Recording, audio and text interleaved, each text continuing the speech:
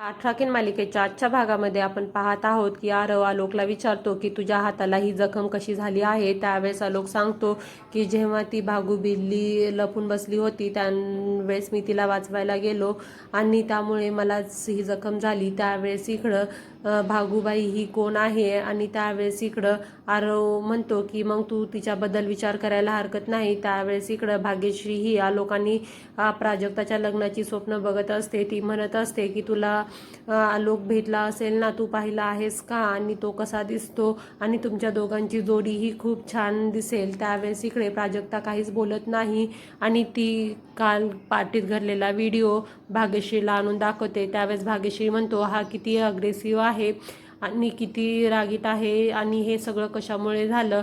त्यावेळेस ती म्हणते की ते सगळं सोड, पण मी यानंतर तुझा आणि आलोकचा बद्दल कधीच असं बोलणार नाही आणि तुला माझ्या रोहनपेक्षाही चांगला जोडीदार भेटेल। त्यावेळेस इकडं प्राजक्ता म्हणते की हे सर्व माझ्यामुळे झालं।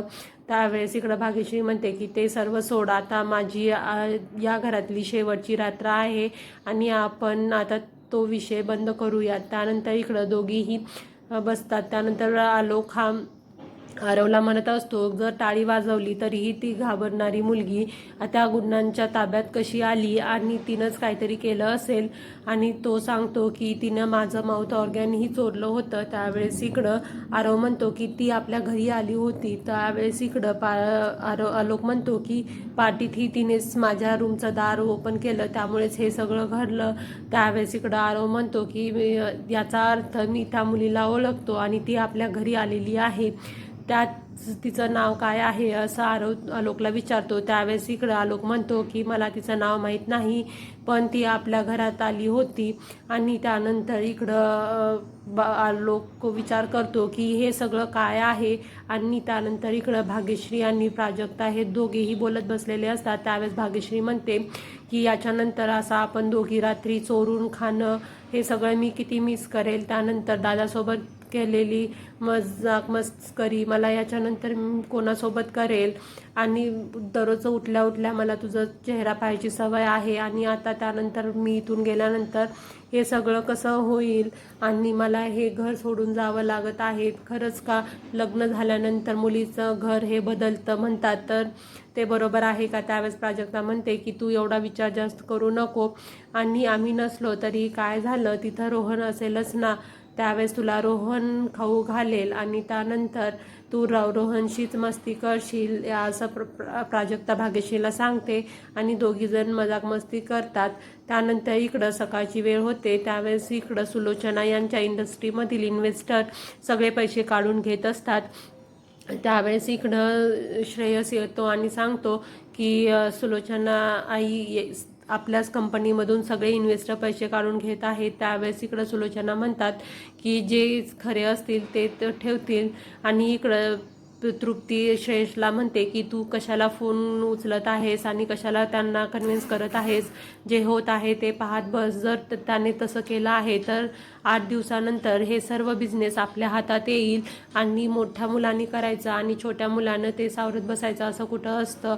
त्यानंतर इकडं सुलोचना म्हणतात की ज्यांचा आपल्यावरती भरोसा असेल ते इन्व्हेस्टर आपल्या कंपनीमध्ये इन्व्हेस्ट करतील आणि ज्यांचा आपल्यावरती भरोसा नाही आहे ते जरी गेले तरी चालतील। त्यानंतर इकडं सुलोचना यांना विचारलं जातं की तुम्ही कुठे चालला आहात। त्यावेळेस सुलोचना सांगतात की प्राजक्ताच्या बहिणीचं लग्न आहे आणि तिनं खूप आग्रहानं सांगितलं आहे आणि आपल्याला तिथं जायला हवं आणि सुलोचना ही तिथून लग्नाला निघून जाते। त्यानंतर इकडं तृप्ती म्हणते की मोठा मुलगा कांड करायचा आणि छोट्या भावांनी ते सर्व आवरायचं। त्यानंतर इकडं प्राजक्ता आणि भाग्यश्री या झोपून गेलेल्या असतात आणि खूप उशीर झालेला असतो तरी त्या दोघी उठलेल्या नसतात। तेव्हा आई आजी आवाज देतात आणि या दोघीही उठतात। त्यावेळेस भाग्यश्री म्हणते की आज माझं लग्न आहे आणि त्यानंतर प्राजक्ता म्हणते की मला माफ कर, पण मी तुझ्या लग्नामध्ये थांबू शकत नाही आणि त्यानंतर इकडं भाग्यश्री आणि प्राजक्ता दोघीही कामाला लागतात। त्यावेळेस इकडं कौस्तुभ हा सगळे सामान ही गाडीमध्ये ठेवत असतो, तेवढ्यामध्ये तिथे तृप्ती येते आणि विचारते की पैशाचं काय झालं आहे. त्यावेळेस कौस्तुभ सांगतो की आणखी जमवाजमव झाली नाही आणि हे सगळं सामान गाडीमध्ये नेऊन ठेवा असं सांगतो. त्यावेळेस तृप्ती म्हणते की ते माणसं आणखीन तुला घेऊन जातील आणि अगोदर पैशाची जमवाजमव कर.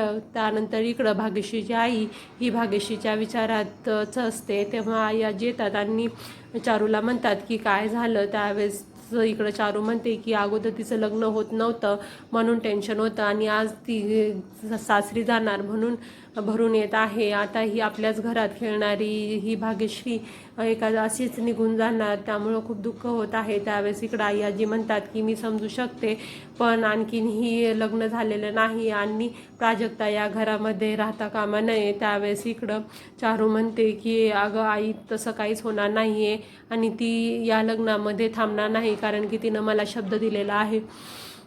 त्यानंतर इकडे आई आजी म्हणतात तरीही बारीक लक्ष ठेवलेलं बरं.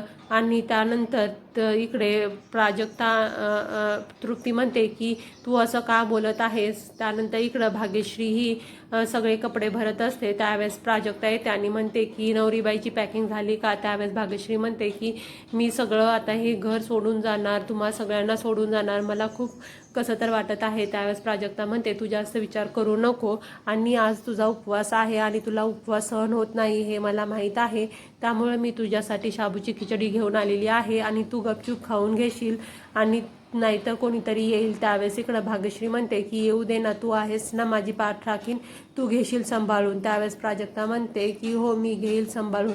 आणि त्यानंतर भाग्यश्री ही प्राजक्ताला प्रॉमिस करते की तू आज माझ्यासोबत हवी आहेस. मला माहीत आहे की सूर्यवंशी कुटुंबामध्ये प्रॉब्लेम झाला आहे, पण तू आज मला माझ्या लग्नामध्ये हवी आहे. त्यावेळेस इकडं प्राजक्ता विचार कर